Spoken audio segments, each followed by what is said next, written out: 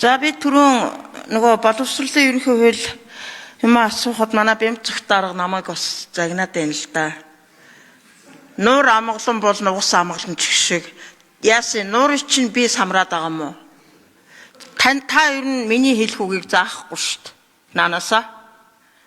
Би өөрийнхөө өргийнхөө өрөөнд нийгмийн бүлгийн төлөөлөл учраас тухайн салбарын асуудлыг ярьж байгаа. Тэрнээс би энэ Монголын төрийг самрыг гэж яриаггүй. Харин ч сүүлийн 30 жил та нарын самарсан имийг чинь засах гад яриад байна. Та нар самраа үсттэй. Би самарсан юм уу? Бити юм сони юм яриад ээ. За юу. Би ер нь тань загнуулах гэж энэ их хурлын гишүүн болоогүй шүү. Ер нь бол боловсролын салбар ч одоо багшаа өмсөлд орчоод байгаа шүү.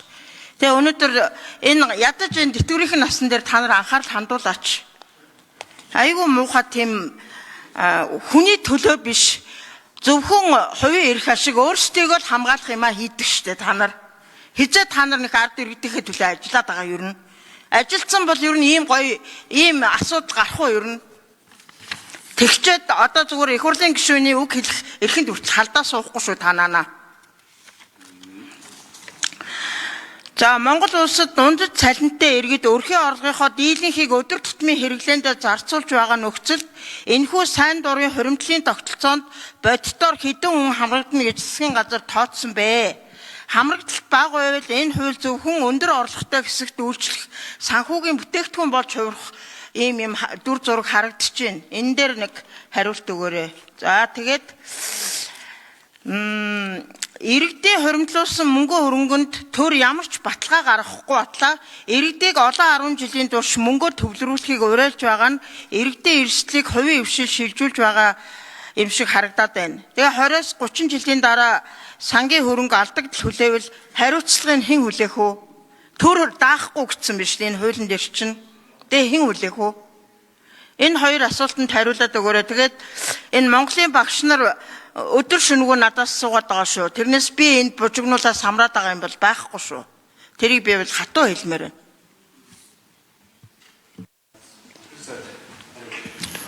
За би бол та ч асуугаад миний хууль хэлцчих би багш нарын төлөө хөнгөд. Тэгэхээр нь би тэгэл таны асуултанд хариулсан. Таны асуултанд хариулсан. Хариулахаар тэгээд хүн загналаа гэхий. Тэ. Та өөрөө тэгээд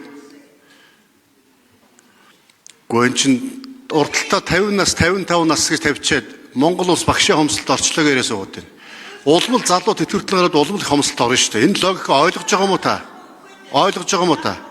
Үнэхээр туршлагатай чадвартай ард түмнийхээ төлөө ард түмдээ хүүхдэд заая гэж бодож байгаа туршлагатай сэтгэлтэй багш нарыг тийм үү 60 нас 65 таад ажлыг хүсвэл ажиллаж болно үсттэй. Тэгээ уян хата юм ярьчихгээ хэлэхээр тэгээд ерөөсөө учир зүггүй өөрөө хэлж байгааг нь утгыг ч ойлгохгүй тэгэл логикгүй юм ярих юм. За би загнасангүй таныг. Би таныг огт загнасангүй. За Бакирсэд хариулъя. Тэгээд манай мөнхтэй гишүүн одоо багш нарын төлөө бас санаа зовоод хэлхэн зөвлөдөө ойлгож байгаа. Нийтийн эрх ашиг энэ нийтийн эрх ашиг гэснээс энэ одоо эдгээр хүмүүсийн хуримтлалыг хамгаалах тэр мөнгийг алдахгүй байх одоо хамгаалтуудыг бид нар хийж өсөлт. Тэгээ энэ хувийн нэмэлтийнхээ хуулиар бид нар тухайн дээр хувьцаат компани буюу сангийн одоо нэг хүний эзэмших хувийг 20% байна. Үүнээс бид нар хэтрүүлж болохгүй гэх тийм ээ. Эрсдлүүдээ ингээд хуваах ёстой тийм ээ. За хувийн нэмэлт тэтгэврийн санд та асууж байна илүүтэй ингээд шинэлэг хэсэг рүү чиглэлчих юм биш үү гэж. Өнөөдөр яг 135 мянган иргэн 80 орчим тэрбум төгрөгийн төвлөрөл үүсгэж гисэн. За нөгөө 135 иргэн маань яг одоо үнэхэрийн чинэлэг том компани захирлуугээ тарахаар жирийн л одоо олон хүнтэй компанид ажилладаг. Ажилтнуудаа нэг доктор сууршилтай ажиллуулах баталгаатай тэтгэвртэй болох хүрээнд хэрэгжүүлээд эхэлсэн байгаа. Бид нар эрх зүйн орчныг бий болгочих юм бол энэ маань одоо сая манай санхүүгийн хэлжэндээ 2 их найд орчим хүрэх болцоотой. Зарим улс орнуудад дотоодын нийт бүтээгдэхүүндээ 100% тэнцвүү зөртөл хувийн нэмэлт тэтгэврийн сангуудтай болцсон ба шүү дээ.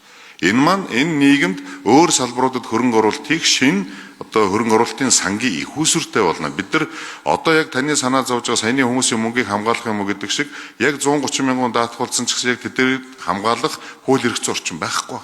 бид нар ингээ бий болгож өгөөд магадгүй одоо за 3,600,000 орчим мянган үнэтэй одоо 5-10 жилийн дараа магадгүй одоо сайхан өөр хөрөнгө оруулалт хийх юм их усүр болох баха гэсний үндсэн дээр бид нар энэ данхдагч энэ анхны хувийн нэмэлтийнхээ хуулийг сангийн хуулийг оруулж ирж байгаа юм аа.